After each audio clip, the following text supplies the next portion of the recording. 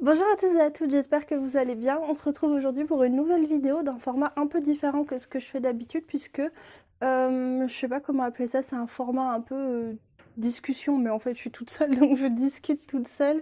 En fait, j'avais juste envie de vous parler En fait, ça fait un moment que j'ai pas fait de vlog pour vous raconter un petit peu ce que je faisais dans ma vie, ce qui se passe au niveau de mes lectures et tout. Parce que, du coup, si vous me suivez sur Instagram, vous savez que j'ai été pas mal malade au mois de septembre et aussi début octobre. Donc, début octobre, début octobre, j'avais commencé un vlog, mais finalement, comme j'ai eu la grippe, j'ai pas continué le vlog et voilà, je voulais juste vous faire cette petite vidéo pour vous raconter deux, trois trucs, pour vous parler de ce que je fais de mes journées. Et puis je voulais parler aussi du no-buy, parce qu'en fait, si vous avez vu mon book haul, vous savez que je fais un no-buy. Et franchement, c'est trop trop bien. Du coup, je voulais vous parler de ça. Je voulais aussi vous montrer, enfin vous parler un petit peu de ma pile à lire et parler des services presse. Parce que, je sais pas, c'est un sujet qui me trotte un petit peu en tête en ce moment et qu'avec toutes les nouveautés, avec les nouveautés qui viennent de paraître, j'ai eu quelques conversations en message privé avec certains d'entre vous sur, sur deux trois trucs du coup. Je voulais discuter de tout ça avec vous. Alors je voudrais commencer par vous parler de la boutique parce que si vous me suivez sur Instagram, je vous en ai déjà un petit peu parlé et vous avez peut-être pu voir que c'est devenu un petit peu chaotique au niveau de la boutique. Du coup, je voulais vous raconter un petit peu tout ce qui s'était passé parce que franchement, c'est catastrophique. Toute cette histoire de boutique tourne mal du début à la fin et franchement, ça vaut le détour de raconter ça parce que franchement, franchement, je suis vraiment pas chanceuse. Enfin bref, du coup, pour ceux qui savent pas, j'ai décidé d'ouvrir une boutique à la base, je voulais l'ouvrir sur Etsy parce que j'avais envie de vendre des trucs, des trucs que je fais, des tote bags, des pochettes à livres. J'ai aussi envie de faire des décorations murales, des décorations pour Noël et tout. Enfin bref, j'ai envie de faire plein de trucs. Et du coup, cet été, je me suis motivée et j'ai commencé à mettre tout ça en place, sachant que j'ai déjà un statut d'auto-entrepreneur. Pour la chaîne YouTube, pour Patreon et tout, donc du coup voilà, j'avais déjà le statut auto-entrepreneur, mais il y avait d'autres démarches à faire pour pouvoir mettre tout ça en place, bref. Enfin ouais, du coup cet été j'ai décidé que j'allais vraiment ouvrir une boutique du coup, et j'ai commencé toutes les choses à faire, toutes les choses qu'il y a à faire pour ouvrir une boutique, et ça a commencé à capoter dès le lendemain, mais vraiment je vous jure, dès le lendemain, parce qu'en fait j'ai fait du coup une commande de tissu pour avoir les matières premières pour faire tout ce que j'avais envie de faire. Et le lendemain de la commande de tissu, ma machine à coudre, qui présentait déjà des signes de faiblesse, mais quand même, dès le lendemain, elle est tombée en panne. Enfin, elle n'était pas en panne, je pouvais coudre, mais en fait, elle cousait pas bien en fait. Enfin, elle avait un problème qui faisait que c'était plus possible de coudre avec. Et ça se passe du coup le lendemain du jour où je commande les tissus. Donc dès le début, dès le début, ça partait mal. Donc voilà, du coup, j'ai pas eu la machine pendant quasiment un mois, ce qui m'a fait prendre quand même pas mal de retard sur tout ce que j'avais à faire. Et c'était que le début des ennuis parce que vraiment depuis, en fait, pour la boutique, j'ai un peu l'impression que tous les trucs qui pouvaient potentiellement mal se passer ou devenir compliqués, alors qu'à la base ça aurait dû être simple, du coup ont mal tourné. Et c'est vrai que c'est franchement pénible parce que à la base, ouvrir la boutique, c'était vraiment un projet que je faisais, parce que c'est sympa, c'est cool d'avoir des projets, c'est sympa de faire des nouvelles choses, surtout que moi du coup je travaille pas depuis plusieurs années parce que je suis tombée malade. J'ai fait des études pour être prof, mais du coup je peux pas être prof, sauf que avec mes compétences, mes qualifications et les choses que je peux physiquement faire et les offres d'emploi, y a rien qui coïncide en fait. Vraiment, c'est un peu l'impasse professionnelle. Donc du coup je me suis dit tant qu'à faire, puisque j'ai du temps et tout, autant ouvrir une boutique, c'est sympa, ça me fera découvrir des nouvelles choses. Bref, c'est toujours sympa d'avoir des projets, et en fait je m'attendais pas à ce que ce soit aussi galère, parce que vraiment j'ai l'impression que je me suis pris toutes les galères du monde, toutes les galères possibles me sont tombées dessus, et du coup ça me plombe un petit peu le moral. Voilà, c'est un petit peu chiant, c'est un peu relou, voilà, c'est franchement relou, mais j'espère que prochainement tous les trucs relous seront terminés et que ça pourra un petit peu plus se concrétiser tout ça, parce que en fait toutes les pochettes à livres, les tote bags et tout sont prêts, toute la partie couture, la partie vraiment sympa en fait est terminée, sauf que en fait là il y a plein de trucs qui bloquent. Et oui, du coup oui, parce que je dévie un petit peu, mais le truc qui a le plus mal tourné et vraiment je m'y attendais pas du tout et je savais même pas que c'était possible en fait, c'est que j'avais du coup fait un compte sur Etsy pour héberger la boutique sur Etsy parce que c'est quand même une des plateformes les plus connues et c'est surtout une des plus pratiques quand on débute et que du coup on connaît pas grand chose, sauf que Etsy m'a suspendu mon compte puis m'a clôturé mon compte de manière hyper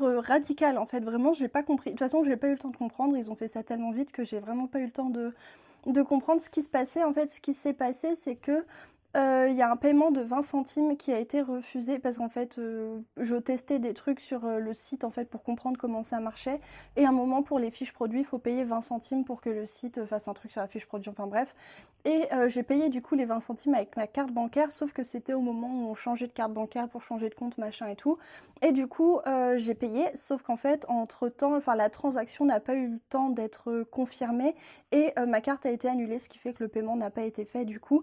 Donc je leur devais 20 centimes. Globalement, je leur devais 20 centimes. Ils ont suspendu mon compte pour 20 centimes. J'imagine que ça, c'est automatique. J'ai payé les 20 centimes et quand j'ai renvoyé un mail en disant du coup, voilà, j'ai payé les 20 centimes mais mon compte est toujours suspendu, ils m'ont dit votre compte est illégal, machin, machin. Enfin non, le problème c'est justement, ils m'ont pas dit machin, machin en fait. Ils m'ont dit votre compte est illégal, il enfreint tel truc, tel truc, tel truc, tel truc, tel truc ou tel truc. Alors que non, en fait, normalement, non, mon compte, j'ai vérifié, il n'enfreignait rien du tout de tout ça. Et du coup, il a été révoqué, c'est-à-dire qu'il compte, enfin, il ferme ton compte et il t'envoie, t'as plus accès en fait, ton compte est fermé, il n'y a plus de compte. Et ils te disent, si vous n'êtes pas d'accord avec ça, vous pouvez nous renvoyer un mail et on réexaminera votre machin. J'ai renvoyé un mail et ils m'ont répondu exactement le même message en disant que mon compte était fermé, que c'était définitivement fermé. Bref, j'avais prévu de vendre des tote bags, donc a priori pas des trucs interdits, mes informations étaient à jour et tout. Donc voilà, ils ont fermé mon compte. Je sais pas si vous me suivez sur Instagram, je vous avais posté le message qu'ils m'ont envoyé parce que c'était un message, mais d'une violence. En gros, ils te disent votre compte est fermé définitivement. En plus, je ne peux même pas rouvrir d'autres comptes, ni en tant que vendeur, ni en tant qu'acheteur. C'est-à-dire que Etsy, je peux vraiment plus du tout me connecter à la plateforme de quelque manière que ce soit, parce que mes informations sont enregistrées. Et dès que mes informations reviennent sur un compte, ça ferme le compte en fait. Donc c'est quand même un peu c'est un peu radical, je trouve, quoi. Et voilà, et puis à la fin, il te laisse un message en disant merci de ne plus nous contacter, ceci est notre dernière communication. Et voilà, bon, bref, du coup, Etsy pour moi, c'est râpé. Et je vous avoue que ça m'a quand même mis un sacré coup parce que je me suis dit non, mais sérieux, il y a des tas de gens qui ouvrent leur boutique sur Etsy et pour qui tout se passe bien. Alors, je suis vraiment une grosse nulle en administration, je comprends rien du tout, je galère et tout. Mais je pense pas être fondamentalement stupide. Et du coup, comment ça se fait que tout le monde y arrive sauf moi? Ça m'a pas mal déprimée et en plus j'étais un peu désespérée sur le coup parce que je me suis dit comment je fais du coup si je peux pas faire sur Etsy où est-ce que je vends mes trucs parce que j'ai quand même mes 40 et quelques produits parce que j'ai dit quand même mes 40 pochettes à livres du coup qui vont pas rester dans mon placard éternellement quoi donc, donc voilà j'étais un peu désespérée mais voilà j'ai trouvé une autre solution donc je vous en parlais, je préfère pas en parler parce que ça va encore me porter la poisse mais du coup normalement il y a une solution de repli et voilà je suis en train de préparer tout ça, j'espère que ça va bien se passer. Il faut que je fasse encore 2-3 trucs chiants administratifs, mais le problème c'est que pour les faire, il faut que je me déplace et pour me déplacer, il faudrait que j'ai pas mal au ventre. Du coup, du coup en ce moment c'est un petit peu compliqué. Mais voilà, du coup mes journées en ce moment sont surtout occupées par la boutique et par tous les trucs qu'il faut faire et franchement je galère et comme en plus j'ai eu la grippe pendant une semaine, j'ai plein de trucs à faire que j'ai pas pu faire à ce moment-là. Donc voilà, mais sinon, enfin là enfin comment dire, en fait j'hésite un petit peu entre deux humeurs au sujet de la boutique, soit ça me déprime profondément parce que c'est super compliqué, et enfin, ça devrait pas être aussi compliqué, mais c'est devenu vraiment super compliqué. Et je galère et j'ai vraiment pas, j'arrive pas en fait. Vraiment, c'est difficile pour moi tous ces trucs-là. Et mon autre humeur concernant la boutique, c'est que je suis trop contente, je suis trop excitée, j'ai trop hâte, voilà, de montrer tout ça, de vous montrer tout ça, parce que c'est quand même un projet auquel j'ai consacré du temps. Donc j'espère que ça va bientôt se concrétiser, ce serait quand même cool. Donc voilà, petite, j'espère que j'ai pas parlé trop longtemps. Ouais, j'ai un peu parlé quand même, bon, c'est pas grave. Donc voilà du coup où j'en suis pour la boutique.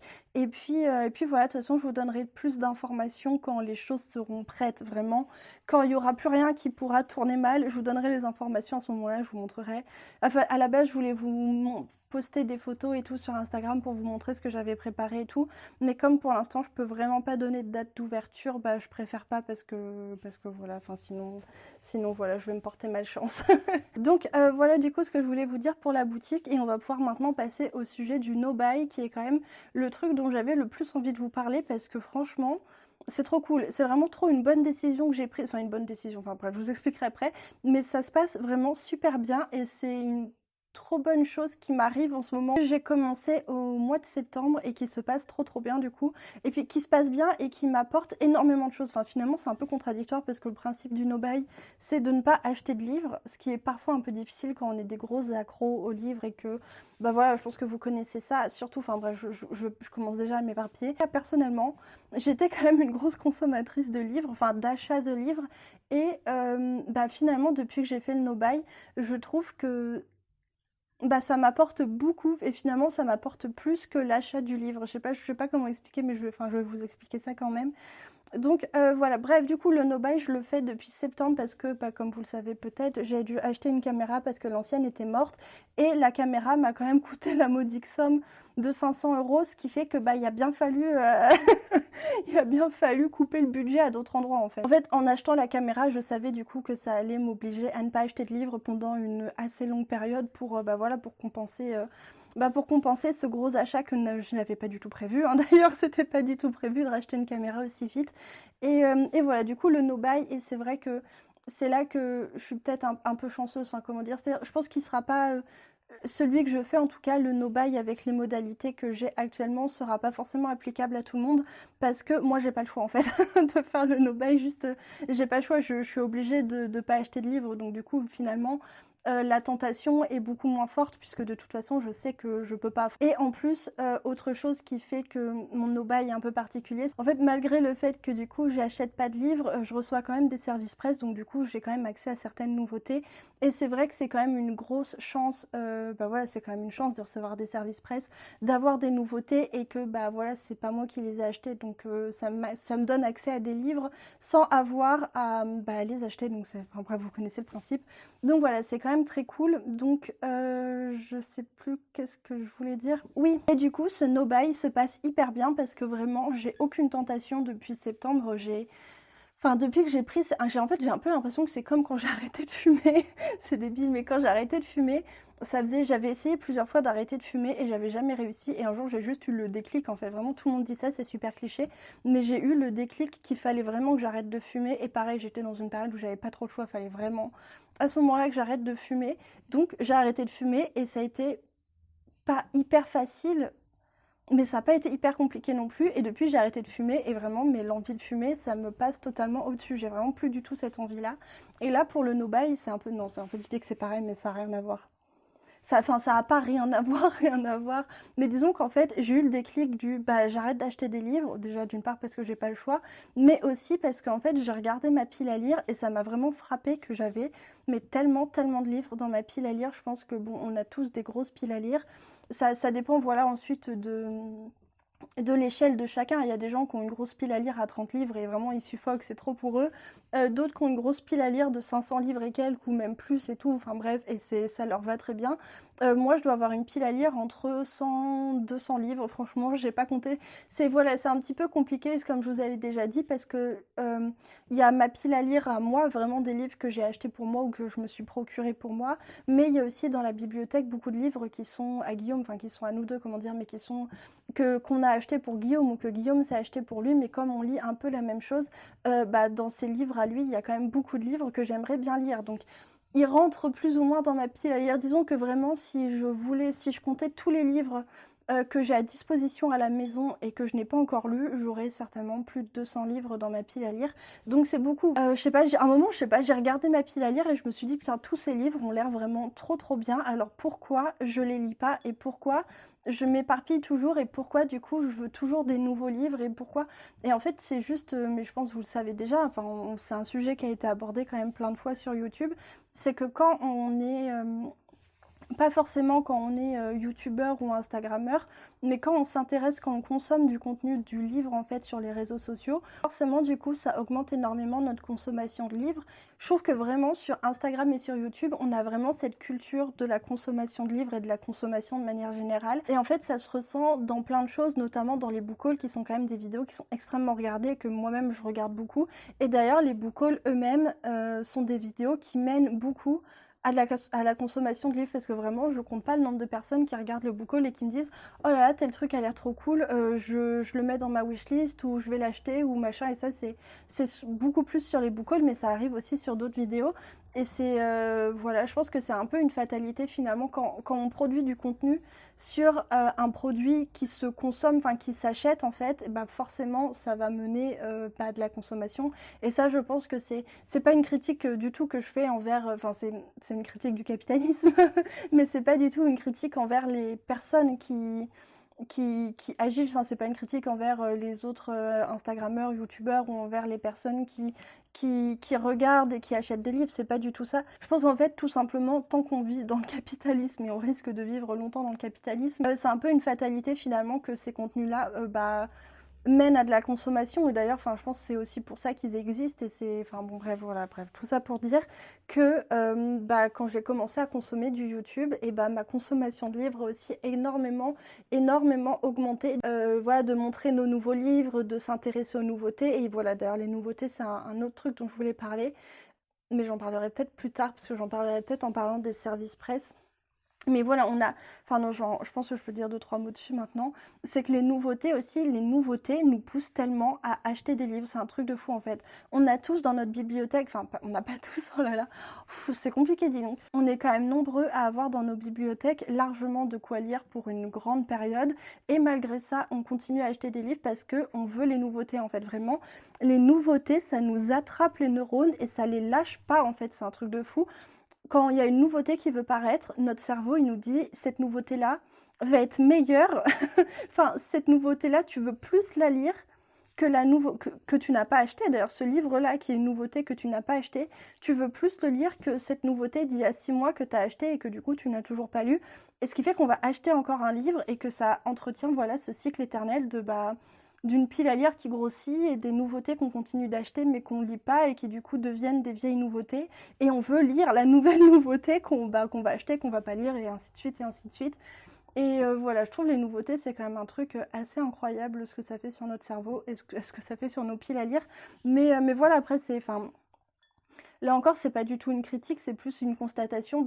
Qu'est-ce qu'on peut vraiment... Enfin, je sais pas, je pense pas qu'on puisse vraiment lutter contre ça, dans le sens où forcément on est curieux de la nouveauté, forcément la nouveauté c'est nouveau, donc on a envie de savoir, on est curieux, il y a en plus en général avec une nouveauté, il y a souvent des campagnes de publicité, des maisons d'édition, donc le livre apparaît chez des gens, donc forcément comme il apparaît chez des gens qu'on aime bien, qui en font une bonne critique, on a encore plus envie de le lire. Donc voilà, bref, c'est un peu un phénomène inévitable je pense, et du coup même en ayant conscience, parce que je pense qu'on a tous vraiment plus ou moins conscience du fait qu'on achète plus de livres à cause de YouTube, à cause d'Instagram. Et d'ailleurs parfois on est déçu de nos livres, on se dit mais pourquoi je l'ai acheté, je me suis encore fait avoir. Mais malgré tout on recommence en fait, c'est un petit peu, voilà, je pense que c'est un peu inévitable. Mais là du coup, j'ai pu l'éviter en fait. En fait j'ai l'impression qu'avec ce no-buy, j'ai réussi d'une manière un petit peu, je sais pas trop comment, mais à sortir de ce cycle. Le fait que j'ai pas le choix, ça m'a vraiment fait sortir de ce cycle un petit peu de cette spirale. Et maintenant, quand je regarde ma pile à lire, je vois vraiment que des livres que j'ai envie de lire. Et ça m'a vraiment fait prendre conscience de à quel point j'avais plein de livres. En fait, j'ai l'impression que le fait de pas acheter de livres, ça a forcément mis de côté tous les livres que j'avais... Enfin, comment dire ? Ah, c'est compliqué, j'arrive pas à m'exprimer. En fait, le fait que je vais poser ma tasse, comme ça j'arriverai mieux à me concentrer. Le fait que je ne puisse plus acheter de livres, forcément ça fait que maintenant pour moi, et pour une période encore un petit peu longue, tous les livres que je n'ai pas, qui ne m'appartiennent pas, tous les livres qui sont dans les librairies et tout, ils sont sortis de mon cerveau en fait. C'est juste des livres, enfin c'est pas qu'ils existent plus, mais juste ils font plus partie de mon espace mental de livres, je sais pas comment dire, et ce qui forcément a totalement revalorisé ce qu'il y a déjà dans ma bibliothèque.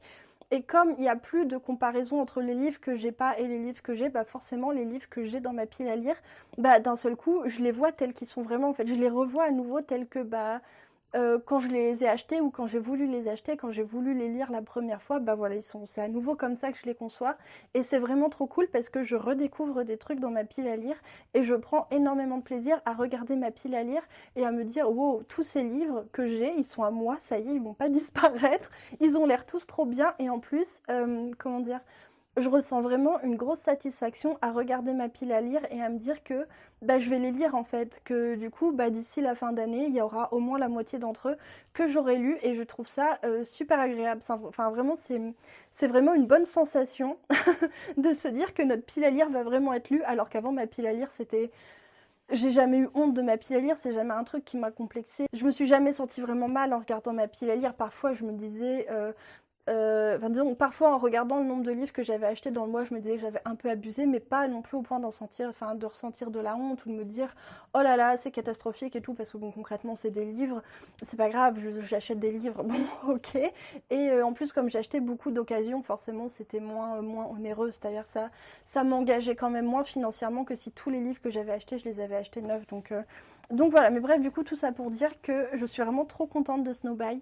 Je ressens aucun manque, aucune envie d'acheter des livres particuliers. Enfin, je veux dire, parfois quelqu'un, parce que c'est ça aussi, c'est que bah, je continue à être sur les réseaux sociaux et j'ai des copains qui me disent oh je viens de lire ça, c'était trop bien, vraiment c'est trop trop cool, c'est une série que j'adore là en ce moment. Mélanie du compte Instagram Évasion Littéraire que j'aime beaucoup. Elle vient juste de lire Nevermore, c'est un livre que je connaissais, que j'avais plus ou moins envie de découvrir un jour, et elle a méga adoré, ça me donne super envie bah, de le découvrir à mon tour forcément, mais j'ai envie de le découvrir, mais j'ai pas une folle envie de l'acheter en fait, je veux dire, j'ai l'impression que ça y est en fait, dans mon cerveau j'ai réussi à décorréler ce livre a l'air trop bien et je vais l'acheter tout de suite, et donc du coup, bah, je sais pas, je ressens vraiment pas le besoin d'acheter des livres, j'ai juste acheté en fait là du coup depuis septembre. Oui, pardon, du coup, depuis septembre, j'ai oublié de vous dire un truc super important sur mon no-buy. Oui, alors j'ai quand même oublié de vous dire sur mon no-buy, je pense que c'est quand même un élément important que j'aurais dû vous le dire plus tôt. C'est un no-buy qui est aménagé puisque du coup je n'achète pas 0 livre. Déjà je reçois des services presse et ça je suis vraiment très très chanceuse et je pense que c'est aussi ce qui me permet que ce no-buy soit aussi facile à tenir, c'est que bah voilà, s'il y a une nouveauté qui me fait vraiment super envie, je peux éventuellement l'avoir et ça c'est vraiment très cool.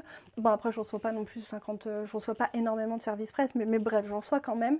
Et c'est un no-buy dans lequel je m'autorise les suites de saga et un joker par mois, mais franchement j'ai jamais utilisé mon joker donc du coup je pense que je vais même réussir à faire sans. Donc voilà, c'est vrai que le no-buy est quand même largement facilité par le fait que bah, je reçois des services presse et que je m'autorise les suites de saga.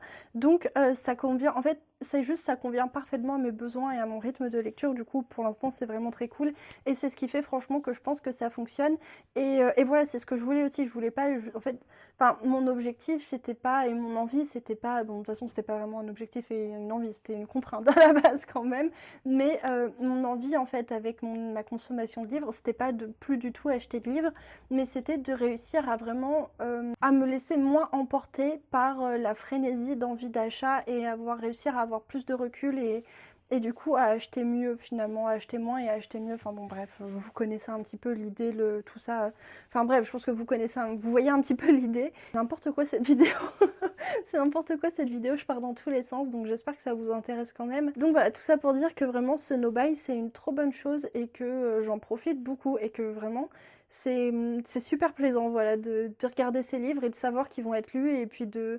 Voilà, bah, je sais pas, je trouve ça vraiment trop cool, j'en profite beaucoup et ça m'apporte beaucoup de joie en ce moment dans ma vie. Et je sais pas, je trouve ça vraiment très chouette, donc si vous avez l'occasion, enfin... Après, voilà, je sais que je suis privilégiée aussi, hein, parce que je reçois des services presse et je sais que c'est difficile bah, de se couper des nouveautés. Mais voilà, je pense qu'après, peut-être chacun devrait... Enfin, je pense que là, cette formule-là, ça fonctionne super bien pour moi, mais peut-être que chacun peut adapter en fonction de ses besoins et de son rythme de lecture et de ce qu'il aime lire et tout. Je pense que peut-être que chacun a sa recette qui sera idéale pour lui. Donc voilà, mais en tout cas, vraiment, je vous encourage à tenter l'expérience si vous avez envie. Enfin, en fait, c'est un truc de fou. Tous les livres que j'ai chez moi, que j'avais oubliés, et que j'ai méga envie de lire maintenant. Et c'est vraiment, c'est vraiment très chouette. Donc voilà. J'espère que j'étais assez claire dans ce que je racontais quand même, parce que je sais que j'ai pu constater quand même, rien que en m'écoutant parler, que je partais un petit peu dans tous les sens.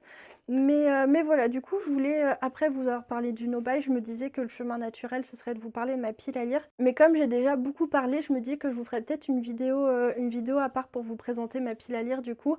Et bah, du coup, voilà, vous montrer tous les livres que j'ai redécouverts dans ma bibliothèque et que j'ai pu ajouter à ma pile à lire, ou finalement que j'ai à nouveau envie de lire. Ou oui, et j'ai pas parlé des relectures aussi, mais du coup, j'ai envie de faire plein de relectures. Alors déjà, à la base, je suis quelqu'un qui relit beaucoup ses livres. J'adore, voilà, j'aime beaucoup relire mes livres, et là du coup bah ça me donne encore plus d'espace pour me donner le temps de faire des relectures et tout, donc c'est vraiment très chouette. Donc voilà, tout ça pour dire, bref, je me suis encore, encore éparpillée. Tout ça pour dire que du coup la vidéo, enfin je pense que je ferai une vidéo sur ma pile à lire où je vous présenterai ma pile à lire et tout. Et ce sera sympa. Donc voilà, je vais peut-être du coup vous parler un petit peu des services presse, parce que je me dis que ça va bien de toute façon avec le sujet du no-buy, voilà, des nouveautés, de la consommation de livres et tout. Parce que bah, forcément les services presse souvent c'est des nouveautés. Et je sais pas, alors, en fait je me pose pas des questions existentielles sur les services presse en ce moment. Mais vous avez sûrement constaté que les éditions Léa ont deux grosses sorties qui, voilà, qui vont sortir là, qui vont sortir là dans quelques jours au mois d'octobre, mais qui sont sûrement sorties au moment où vous regardez la vidéo, qui sont du coup le roman de Kendall Blake, 3 couronnes sombres. Vraiment, ce titre, je le dirai pas en anglais parce que je sais pas dire le mot 3 en anglais. Ça marche pas dans ma bouche. Et ils sortent aussi le premier tome de la trilogie Licanus, et c'est vraiment des grosses sorties pour eux. Ça a été annoncé cet été, donc voilà, on était quand même nombreux à les attendre. Et ça ramène un petit peu des souvenirs de De Saxus. Vous savez que De Saxus, c'est une maison d'édition que j'aime pas énormément. Enfin, j'ai certains de leurs titres, il y en a que j'ai bien aimé. Mais en fait, bon, De Saxus, ils ont leurs qualités et leurs défauts. C'est pas les livres eux-mêmes, l'histoire que je critique ou pas du tout, parce que j'aime bien. Et puis, enfin bref, ça c'est pas critiquable. Bon, certains diraient qu'on peut critiquer les traductions et les choix éditoriaux qu'ils ont faits. Et ça, c'est vrai, mais je m'en fiche un petit peu. C'est pas ça qui m'intéresse. Mais moi, De Saxus, je ne les porte pas dans mon cœur parce que j'avais pas du tout apprécié la manière dont ils avaient traité leurs collaborateurs au moment où vous vous souvenez de ce scandale, enfin de ce truc qui s'était passé sur Instagram, où ils avaient fait un post en disant en gros nos traducteurs et nos community managers sont vraiment trop nuls, c'est toute leur faute. Enfin, je caricature, mais en gros c'était un petit peu l'idée. Et en gros on leur avait fait beaucoup de reproches sur les coquilles, sur les coquilles en fait qui restaient dans les textes, sur les traductions qui étaient pas bonnes, sur le fait que les community managers étaient pas forcément super aimables et tout. Et ils avaient fait un post Instagram en disant eh ben en effet c'était pas bien et tout, du coup on les a tous virés et on recrute. Et j'avais été vraiment mais choquée de ce comportement-là en fait, mais comment, enfin je veux dire, c'est pas comme ça qu'on traite des collaborateurs, enfin je veux dire, c'est quand même fou de les afficher sur la place publique, surtout que leurs noms sont quand même dans le livre. Enfin au niveau professionnel c'est quand même pas ouf, c'est pas très sympa. Et surtout que enfin c'était totalement, je trouve personnellement, et vraiment je m'accroche à cette idée parce que vraiment je pense que j'ai raison, enfin c'est quand même incroyable de reporter la faute sur des personnes, des collaborateurs, en plus apparemment des collaborateurs freelance, qui sont pas responsables en fait. Enfin, je veux dire, la personne qui envoie à la fin le bon à tirer à l'imprimeur, c'est l'éditeur, c'est pas le correcteur ou le traducteur. La personne en fait qui est responsable de la qualité des ouvrages, c'est la personne qui valide l'ouvrage à la fin et qui fait que bah, c'est cet ouvrage-là qui va être vendu. Donc je trouve que c'est quand même un peu fort de café de dire ah ben non mais eux ils sont nuls, on les a virés, on recrute. J'avais plus de place sur ma carte et je pense que c'est vraiment le signe que je parle trop. Mais voilà, bref, tout ça pour dire que je trouve que c'est vraiment pas des manières de travailler. Enfin, je trouve que c'est vraiment une éthique professionnelle qui ne me convient pas. Et voilà, bref, je suis pas fan, enfin, bref, de Saxus, pour ça je le porte pas dans mon cœur. Et autre chose que je n'apprécie pas énormément sur De Saxus, c'est leur stratégie de marketing, de matraquage, mais intensif. C'est incroyable. Quand De Saxus sort un nouveau livre, on le voit absolument partout, partout, partout. Partout, partout, partout. Et franchement, c'est pénible. Ça, vraiment, je trouve que c'est envahissant. Mais en même temps, c'est pas leur faute en fait. Enfin, je veux dire, je trouve qu'il y a quelque chose de. Bah, encore, c'est quelque chose, je vois pas trop comment les maisons d'édition peuvent éviter ça, que bah, leur campagne de pub, ça consiste à faire voir le livre à un maximum et à le plus de monde possible. Enfin, je veux dire, c'est normal, ils ont investi de l'argent pour faire une traduction, pour sortir un livre. Je pense que ça, je sais pas combien ça doit coûter, mais ça doit quand même coûter bah, beaucoup d'argent de faire paraître un livre, d'acheter des droits, de faire une traduction, des machins. Alors, ensuite, comment les maisons d'édition rémunèrent les auteurs, les traducteurs, les machins, les trucs, c'est une autre question et c'est dommage en même temps. C'est pas. Enfin, disons que je serais curieuse de pouvoir mettre mon nez là-dedans et j'aimerais bien en fait voir comment sont payés les gens, mais j'imagine que voilà. Qu'est-ce que je disais à nouveau? Oui, mais voilà, je trouve que c'est inévitable en fait. Vraiment, euh, bah en fait, c'est une nouveauté, ils ont investi de l'argent dedans et donc du coup, en fait, faut pas oublier que, en fait, enfin en fait, personnellement, j'ai tendance à oublier que les maisons d'édition, c'est des entreprises et qu'ils sont pas là pour la beauté du geste. En fait, ils sont pas là pour l'art, pour la prospérité, machin, de l'art et tout. Ils sont quand même là à la base pour faire du business. Ils ont besoin quand ils investissent de l'argent d'avoir bah, leur retour sur investissement et même si c'est chiant pour nous d'avoir voilà cet envahissement bah, des réseaux sociaux par des livres, je pense que bah c'est normal en fait. Enfin, je veux dire c'est et là bref, je parlais de Saxus, mais en fait de Saxus ça m'intéresse pas trop. C'est un peu ce qui arrive avec les éditions Léa qui ont sorti du coup bah, ces deux grosses sorties qui sont deux sorties attendues. Ils ont prévu des choses pour envoyer les livres à des influenceurs pour que bah voilà les personnes montrent les livres et que bah à la fin leur but c'est que quand nous on montre les livres, bah les gens après achètent les livres. Et je comprends vraiment, je dis ça, je parle de ça parce que j'ai reçu des messages de plusieurs personnes d'ailleurs, me disant que, ah bah, enfin, me disant des trucs un petit peu du genre, bah celui-ci j'en ai un peu marre de le voir partout, ou ah celui-ci on le voit partout, ou enfin bref, des messages dans ce goût-là, en gros, ces livres-là, on les voit partout et on en a un petit peu marre. Et parce que du coup, oui, j'ai pas précisé, mais j'ai reçu justement ces deux grosses parutions des éditions Léa, que je remercie de me les avoir envoyées, de me faire confiance pour me les avoir envoyées, parce que les éditions Léa, c'est pas une énorme structure quand même, c'est pas, enfin c'est une maison d'édition indépendante qui est pas hyper vieille. Et, euh, et je pense que ça a été un gros investissement pour eux, voilà, bah, de lancer enfin pas ces collections, mais de lancer ces sagas-là. Je pense que c'est un risque et un investissement pour eux. Donc voilà, bref, je sais plus à nouveau, même c'est n'importe quoi cette vidéo, je perds le fil de ma pensée toutes les 20 secondes. Oui, voilà, du coup, je disais, en ce moment, c'est ce qui se passe avec les éditions Léa et ces deux grosses sorties, c'est qu'on les voit partout. Et voilà, et je sais pas quoi dire en fait, parce que finalement, je comprends que pour vous, ça soit chiant de voir toujours les mêmes livres et que voilà, c'est un petit peu piégeux, c'est que la nouveauté, à la fois on a envie de la voir, mais une fois qu'on l'a vue, bah c'est bon, finalement, on n'a pas forcément envie de la voir chez 25 personnes, chez les 25 personnes qu'on suit ou d'avoir 25 avis sur le même livre. Il y a des gens que ça intéresse pas, mais il y a aussi des gens qui, quand il y a une nouveauté, ils aiment bien comparer les avis, savoir ce que tel a pensé, ce qu'un tel en a pensé, pour savoir si ça va leur convenir à eux. Et je conçois, voilà, enfin bref, tout ça pour dire que je comprends qu'il y en a certains que ça saoule de voir toujours les mêmes livres et que ça saoule, bah voilà, voilà, ça revient un petit peu au côté l'uniformisation des contenus, comme quoi on lirait tous la même chose. Je pense que c'est pas vrai partout, et je pense que c'est pas vrai dans toutes les sphères, mais je pense qu'en ce qui concerne les nouveautés, bah c'est vrai que c'est assez uniforme parce que la nouveauté, elle sort pour tout le monde au même moment en fait. Donc forcément, quand la nouveauté sort, bah les personnes qui sont intéressées par cette nouveauté vont la lire à peu près au même moment. Moi, je sais pas trop comment me positionner vis-à-vis de ça parce que moi-même, ça me saoule, même les livres que j'ai reçus et que j'ai très envie de lire, il y en a un que j'ai déjà lu. Bah, quand je le vois chez les autres, c'est pas que ça m'agace, mais c'est que je me dis, bon, bah, je l'ai déjà vu, ça m'intéresse pas. Et ça me fait m'interroger sur moi en tant que personne qui va créer du contenu. Bah, qu'est-ce que je vais bien pouvoir dire d'intéressant ou de plus sur ce livre finalement, puisque bah, voilà, il y a déjà eu 10 personnes qui l'ont lu et qui en ont parlé. Et puis personnellement aussi, après chacun fait comme il veut, mais c'est vrai que moi sur ma chaîne, j'aime bien lire des livres. Bon, enfin, je lis des livres connus qu'on voit partout, je lis les Brandon Sanderson, les Erikson, les machins et tout.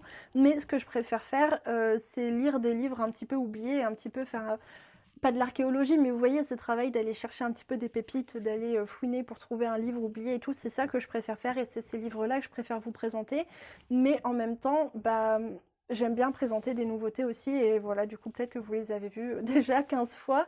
Mais voilà, bref, tout ça pour dire que bah finalement sur ce sujet-là, je sais pas trop quoi dire. Moi j'ai envie de la lire la nouveauté, donc finalement je vais pas m'en priver non plus parce qu'il y en a qui s'embêtent, vous voyez ce que je veux dire. Enfin, j'ai pas envie de faire le contenu de ma chaîne uniquement en fonction de... Enfin, finalement si je devais faire le contenu de ma chaîne de façon à ce que tout ce que je fais il n'y ait pas une personne qui dise oh non moi ça m'embête ce truc là, bah je ferai plus de contenu en fait. Je veux dire, je préfère faire le contenu de ma chaîne et lire les livres en fonction de ce qui moi me fait envie, et du coup bah tant pis, parfois ce sera une nouveauté que vous aurez déjà vue, parfois ce sera un livre que vous n'aurez pas déjà vu. Et voilà, finalement tout ça pour dire pas grand chose, on est d'accord. Je sais pas, j'ai l'impression que j'ai un petit peu tourné en rond, mais en même temps je sais pas, c'est un sujet qui me traverse pas mal l'esprit en ce moment, parce que du coup bah forcément sur Instagram je vois beaucoup ces fameux livres qui tournent en ce moment, et voilà, bah écoutez, j'ai l'impression que j'ai parlé pendant 25 ans et que je me suis, enfin je veux dire ça va être compliqué le montage de cette vidéo, j'espère que ça va pas être trop long et trop comme ça pour vous. Donc voilà, du coup je vais m'arrêter là avant de repartir dans tous les sens, et puis voilà, bah du coup j'espère que cette vidéo vous a plu, j'espère que ça vous a intéressé, dites-moi ce que vous pensez de ce format, si vous aimez bien, bah, qu'on parle un petit peu d'autres trucs, de trucs différents, voilà. Et voilà, bah du coup sur ce, je vous souhaite une bonne semaine, de bonnes lectures, et je vous dis à bientôt pour une nouvelle vidéo.